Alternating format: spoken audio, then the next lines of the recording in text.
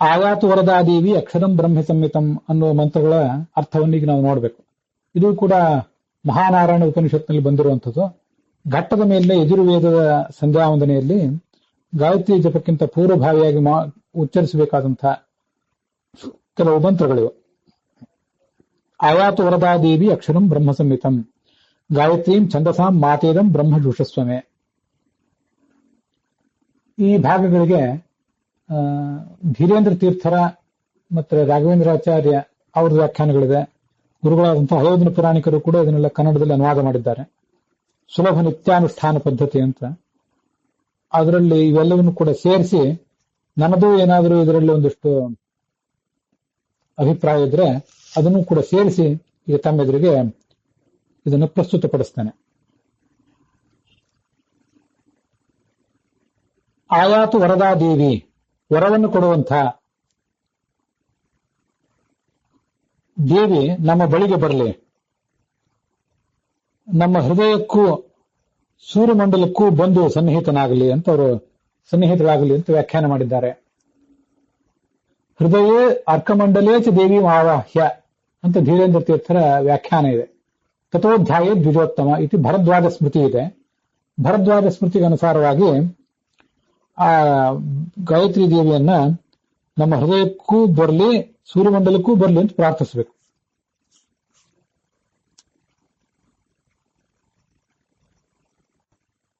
ಮುಂದೆ ಅಕ್ಷರಂ ಬ್ರಹ್ಮ ಸಂಹಿತಂ. ಅಕ್ಷರ ಅಂದ್ರೆ ಇದು ಈ ಗಾಯತ್ರಿಯ ಅಕ್ಷರಗಳೇನಿವೆ, ಗಾಯತ್ರಿಯ ವರ್ಣಗಳು, ಅವು ಬ್ರಹ್ಮನಿಗೆ ಸಮಾನವಾಗಿವೆ. ಯಾಕೆ ಸಮಾನವಾಗಿದೆ ಬ್ರಹ್ಮನಿಗೆ ಅಂದ್ರೆ ಅನಾದಿತ್ವದ ವಿಷಯದಲ್ಲಿ ಅದು ಬ್ರಹ್ಮನಿಗೆ ಸಮಾನವಾದದ್ದು. ಈ ಯಾವತ್ ಬ್ರಹ್ಮ ವಿಷ್ಠಿತಂ ತಾವತಿ ವಾಕ್ ಅಂತ ಏನು ಘರ್ಮ ಸೂಕ್ತ ಹೇಳ್ತದಲ್ಲ, ಹಾಗೆ ಬ್ರಹ್ಮನು ಅನಾದಿಯಾಗಿದ್ದಾನೆ. ಮತ್ತು ಜೀವರು ಕೂಡ ಬ್ರಹ್ಮನು ಅನಾದಿಯಾಗಿದ್ದಾನೆ. ಆ ಬ್ರಹ್ಮನನ್ನು ಪ್ರತಿಪಾದನೆ ಮಾಡ್ತಕ್ಕಂಥ ವಾಕ್ ಶಾಸ್ತ್ರವೂ ಕೂಡ ಅನಾದಿಯಾಗಿದೆ.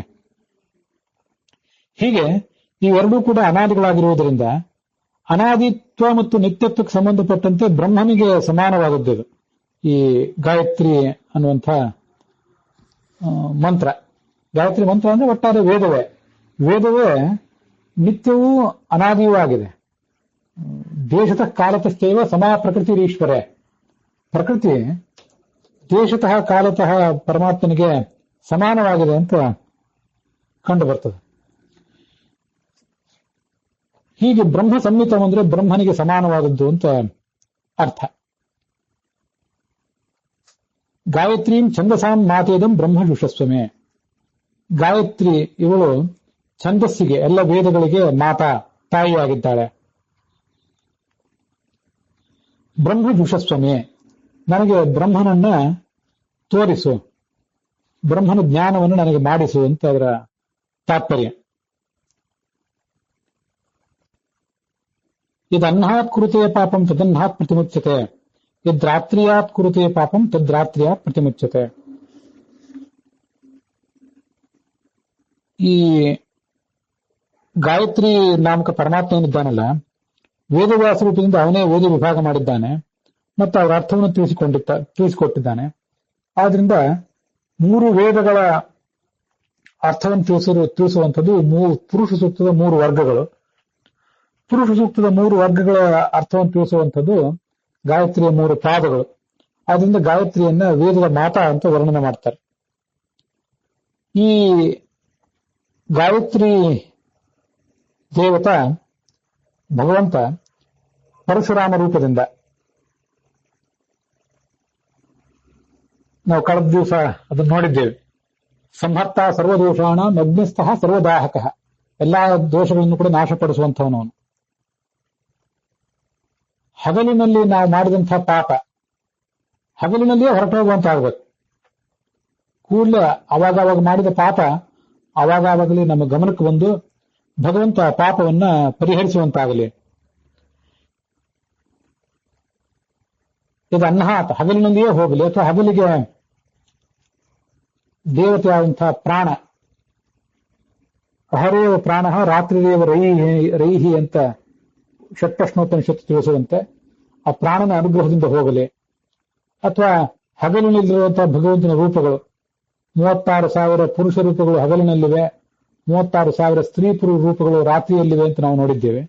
ಆದ್ರಿಂದ ಆ ಹಗಲಿನಲ್ಲಿ ಮಾಡಿದ ಪಾಪಗಳು ಆ ಪ್ರಾಣನ ಅನುಗ್ರಹದಿಂದ ಮತ್ತೆ ಪರಮಾತ್ಮನ ಅನುಗ್ರಹದಿಂದ ಪರಿಹಾರ ಕಾಣಲಿ. ರಾತ್ರಿಯಾತ್, ರಾತ್ರಿ ಕಾಲದಲ್ಲಿ ನಾವು ಮಾಡುವಂತಹ ಪಾಪಗಳೆಲ್ಲವೂ ಕೂಡ ಭಾರತೀಯ ಮತ್ತು ಅವಳ ಪತಿಯಾದಂತಹ ಪ್ರಾಣನ ಅನುಗ್ರಹದಿಂದ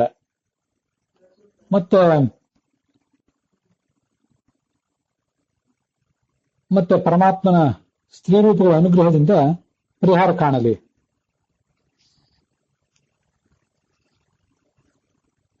ಸರ್ವವರ್ಣೆ ಮಹಾದೇವಿ ಸಂಧ್ಯಾವಿದ್ಯೆ ಸರಸ್ವತಿ ಅಂತ ಮುಂದಿನ ಮಂತ್ರ. ಸರ್ವವರ್ಣೆ ನಾನಾ ರೀತಿಯಾದಂತಹ ಬಣ್ಣವುಳ್ಳವಳು ಅಂತ ಗಾಯತ್ರಿ ದೇವಿಯನ್ನ ಉಪಾಸಿಸ್ತಾರೆ. ಬೆಳಗಿನ ಹೊತ್ತಿನಲ್ಲಿ ಮತ್ತೆ ಮಧ್ಯಾಹ್ನದ ಹೊತ್ತಿನಲ್ಲಿ, ಸಾಯಂಕಾಲದ ಹೊತ್ತಿನಲ್ಲಿ ಬೇರೆ ಬೇರೆ ಬಣ್ಣ ಇದೆ ಅದಕ್ಕೆ. ಸರಸ್ವತಿ ರೂಪದಲ್ಲಿ ಆ ಭಗವಂತನಿಗೆ ಕಪ್ಪಾಗಿರ್ತಾನೆ, ಗಾಯತ್ರಿ ರೂಪದಲ್ಲಿ ಕೆಂಪಾಗಿರ್ತಾನೆ, ಸಾವಿತ್ರಿ ರೂಪದಲ್ಲಿ ಆತನೇ ಬಿಳಿಯಾಗಿರ್ತಾನೆ ಅಂತ ಹೀಗೆ ವರ್ಣಿಸ್ತಾರೆ. ಮತ್ತೆ ಸರ್ವವರ್ಣೆ ಅಂದ್ರೆ ಗಾಯತ್ರಿ ಒಂದು ಮಂತ್ರದಿಂದ ವೇದದ ಎಲ್ಲಾ ವರ್ಣಗಳು ಕೂಡ ಅದಿಂದ ಪ್ರಾರಂಭಿಸಿ ಕ್ಷದವರೆಗೆ 51 ವರ್ಣಗಳೇನಿವೆ ಆ ಎಲ್ಲ ವರ್ಣಗಳ ಮಹತ್ವವೂ ಕೂಡ ತಿಳಿದು ಬರ್ತದೆ. ಸರ್ವವರ್ಣೆ ಮಹಾದೇವಿ, ನೀನು ಎಲ್ಲ ದೇವತೆಗಳಿಗೂ ಕೂಡ, ಚತುರ್ಮುಖನಿಗೂ ಲಕ್ಷ್ಮೀದೇವಿಗೂ ಕೂಡ ಹಿರಿಯ ದೇವತೆಯಾಗಿದ್ದಿ. ಸಂಧ್ಯಾ ವಿದ್ಯೆ, ಸಂಧ್ಯಾ ಕಾಲದಲ್ಲಿ ನಾವು ಅನುಸಂಧಾನಕ್ಕೆ ತಂದುಕೋಬೇಕಾದಂಥ ಸಂಧ್ಯಾ ವಿದ್ಯಾ ಅನ್ನೋ ಶಬ್ದ ತುಂಬಾ ಮಹತ್ವದ್ದಾಗಿದೆ. ಸುಮ್ಮನೆ ಸಂಧ್ಯಾಕಾಲ ಬಂದಾಗ ಬೆಳಗ್ಗೆ ಒಮ್ಮೆ, ಮಧ್ಯಾಹ್ನ ಒಮ್ಮೆ, ರಾತ್ರಿ ಒಮ್ಮೆ ಅಂದು ಮುಗಿಸುವಂತಹ ಅಕ್ಷರ ಮಾತ್ರ, ಕೇವಲ ಶ್ಲೋಕಗಳ ರೂಪದಲ್ಲಿ ನೀನಲ್ಲ. ವಿದ್ಯಾ ಅಂದ್ರೆ ಒಂದು ಜ್ಞಾನ. ಓದುವುದು ಅಂದ್ರೆ ಅರ್ಥ ಸಮೇತವಾಗಿ ಓದುವುದು. ನಾವೆಲ್ಲ ಈಗ ಪಾರಾಯಣ ಮಾಡುವುದು ಅಂದ್ರೆ ಅರ್ಥ ಆಗಲಿ ಬಿಡ್ಲಿ ಪಾರಾಯಣ ಮಾಡುವುದು ಅಂತ ಹೇಳ್ತೇವೆ. ಓದುವುದು ಅಂದ್ರೆ ಅರ್ಥ ಸಮೇತವಾಗಿ ಓದುವುದು ಅಂತ ತಿಳ್ಕೊಂಡಿದ್ದೀವಲ್ಲ ನಾವು. ಹಾಗೆ ಸಂಧ್ಯಾಕಾಲದಲ್ಲಿ ತಿಳಿಯಲ್ಪಡಬೇಕಾದ ವಿದ್ಯಾ ಸ್ವರೂಪವೇ ಅಂತ ಹೀಗಾದರ ತಾತ್ಪರ್ಯ. ಗೀತಾ ತಾತ್ಪರ್ಯ 10ನೇ ಅಧ್ಯಾಯದಲ್ಲಿ ವಿದ್ಯಾ ಜ್ಞಪ್ತಿ ಸ್ವರೂಪತ್ವ ಅಂತ ಒಂದು ವರ್ಣನೆ ಮಾಡಿದ್ದಾರೆ. ವಿದ್ಯಾ ಅನ್ನುವುದು ಆ ಭಗವಂತನ ಅಂತ ಒಂದು ರೂಪ, ಅದು ಜ್ಞಾನ ಸ್ವರೂಪನಾದ್ರಿಂದ ಆತನನ್ನೇ ವಿದ್ಯಾ ಅಂತ ಹೇಳ್ತಾರೆ.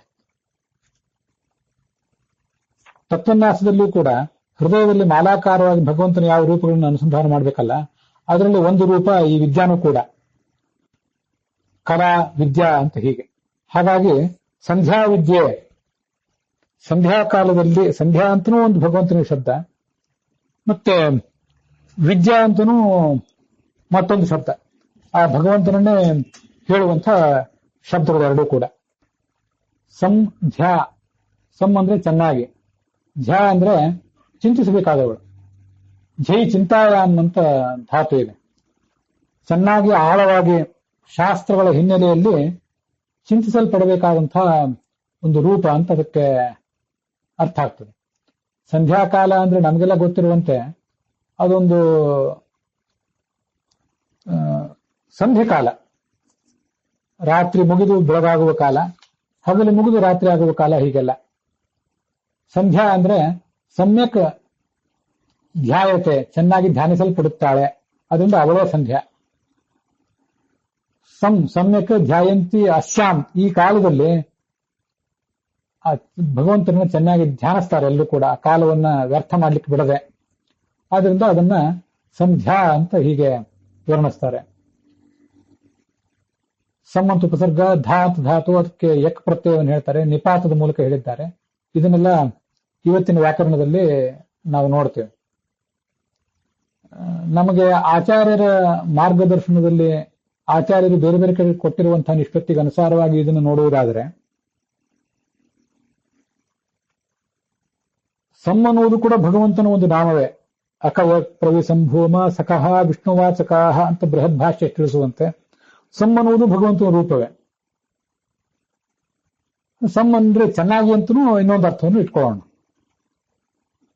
ಝ ಅಂದ್ರೆ ಝ ಎಂಬಲ್ಲಿ ಧ ಮತ್ತು ಯ ಅಂತಿವೆ. ಧ ಅಂದ್ರೆ ಧರಿಸಿ ಪೋಷಣೆ ಮಾಡುವಂಥದ್ದು. ಭಗವಂತನ ಸ್ತ್ರೀ ರೂಪ ನಮ್ಮೆಲ್ಲರನ್ನು ಹೊತ್ತು ಹೆತ್ತು ಪೋಷಣೆ ಮಾಡುವಂಥದ್ದು. ಯ ಅಂದ್ರೆ ಜ್ಞಾನ ಸ್ವರೂಪ. ಇಷ್ಟು ಅರ್ಥಗಳನ್ನ ಆ ಸಂಧ್ಯಾ ಅನ್ನೋದಕ್ಕೆ ನಾವು ತಿಳಿಯಬಹುದಾಗಿದೆ. ವಿದ್ಯಾ ಅಂತ ಅನ್ನೋದಕ್ಕೆ ನೋಡಿದ್ದೇವೆ ಈಗಾಗಲೇ.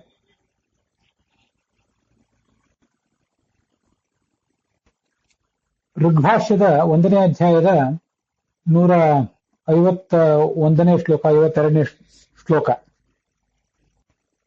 ಈ ಸರಸ್ವತಿ ಶಬ್ದದ ಅರ್ಥ ನಮಗೆ ಕಂಡು ಬರುತ್ತದೆ. ತಾವಕಾನ ಸರಸ್ವತಿ ವಾಜೇಭಿರ್ವಾಜಿನೀವತಿ ಯಜ್ಞಂ ವಷ್ಟು ಧಿಯಾ ವಸುಹು ಅಂತ ಆ ವೇದ ಮಂತ್ರ ಸರಸ್ವತಿಯನ್ನ ವರ್ಣಿಸುವಂತಹ ವೇದ ಮಂತ್ರ ಅದು. ಸರಣಾತ್ ಸರ್ವಗತ್ವೇನ ಸರ್ವಜ್ಞೋ ವಾ ಸರ್ವಹರಿಹಿ ಸರಸ ಸರತಿತ್ವಾತ್ತು ತ್ವಾದ್ವಾ ತದ್ವತ್ಯೇವ ಸರಸ್ವತಿ ಹರೌ ಗುಣಾಃ ಸರಶಬ್ದಾಃ ದೇವಿ ತು ಹರಿವಾಚಿನಿ ಹರಿಪ್ರೀತ್ತತೋ ವಾಯುಃ ಸರಸ್ವಾಂ ತತ್ಪ್ರಿಯಾ ಅಥವಾ ಗುಣಸ್ವೇನ ತತತ್ವಾದ್ವಾ ಭಗವಾನ್ಸ್ತು ಸರಸ್ವತಿ ಸ್ತ್ರೀರೂಪಶ್ಚೈವ ಪುಂರೂಪೋ ಭಗವಾನ್ ನ ನಪುಂಸಕಃ ಸ್ತ್ರೀಪುಂ ದೋಷವಿಹೀನತ್ವಾದಪಿ ತಚ್ಛಬ್ದ ಗೋಚರಃ. ಭಗವಂತನಿಗೆ ಸರಸ್ ಅಂತ ಶಬ್ದವಾಚ್ಯತ್ವ ಇದೆ. ಹೇಗೆ ಅಂದ್ರೆ ಅವನು ಸರತೀತಿ ಸರಹ, ಎಲ್ಲ ಕಡೆ ಸಂಚಾರ ಮಾಡ್ತಾ ಇರ್ತಾನೆ. ಶ್ರೀಗತೋ ಧಾತುವಿಗೆ ಅಸುನ್ ಪ್ರತ್ಯಯ ಬಂದಿದೆ, ಆದ್ರಿಂದ ಅವನು ಸರ್ವಜ್ಞ ಅಂತ ಹೀಗೆ ಅರ್ಥವೂ ಕೂಡ ಇರೋದ್ರಿಂದ ಅವನೇ ಸರಹ. ಅವನು ಬಲಶಾಲಿ ಅನ್ನುವಂತಹ ಅರ್ಥವೂ ಕೂಡ ಅದರಿಂದ ನಮಗೆ ತಿಳಿದು ಬರ್ತದೆ. ಅಂಥ ಸರಸ ಅಂದ್ರೆ ಅತ್ಯಂತ ಬಲಶಾಲಿ ಆದಂತಹ ಭಗವಂತನೇ ಸರಸ ಎಂಬ ಶಬ್ದವೇ ಸರಸ್ ಆಗಿದೆ, ಸರಹ ಅಂತ ಕರೆಸ್ಕೊಂಡಿದೆ. ಅಥವಾ ಸರ ಅಂದ್ರೆ ರಮಣ ಅಂದ್ರೆ ಸುಖ.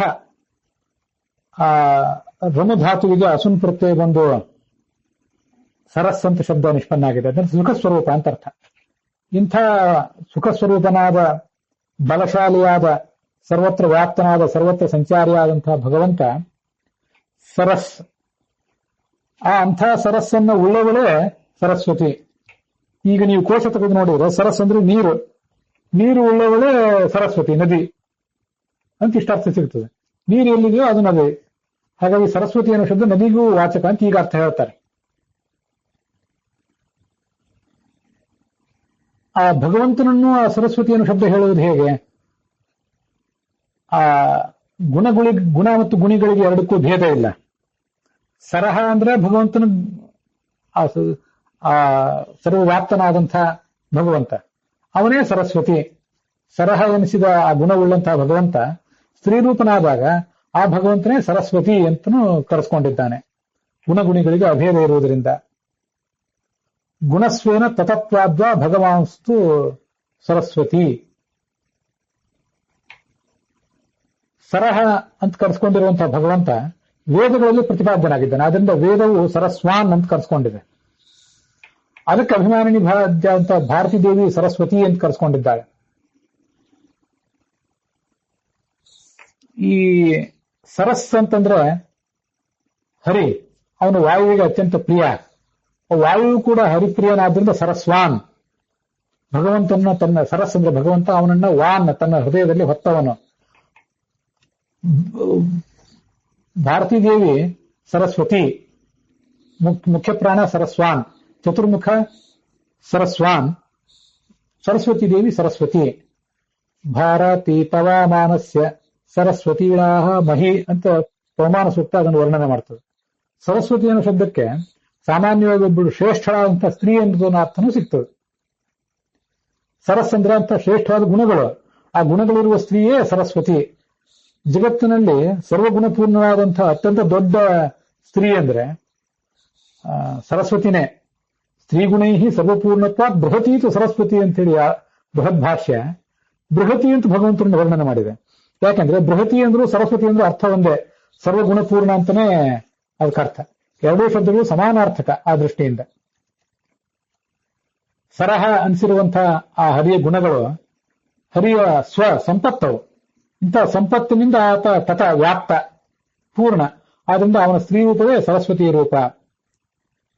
ಅವನು ಸ್ತ್ರೀಯರಲ್ಲಿ ಸ್ತ್ರೀ ರೂಪ, ಪುರುಷರಲ್ಲಿ ಪುರುಷ ರೂಪ ಅವನೇ ಆಗಿದ್ದಾನೆ ಅಂತ ಹೀಗೆ ಅವನಿಗೆ ಈ ಶಬ್ದ ವಾಚಕವಾಗಿದೆ.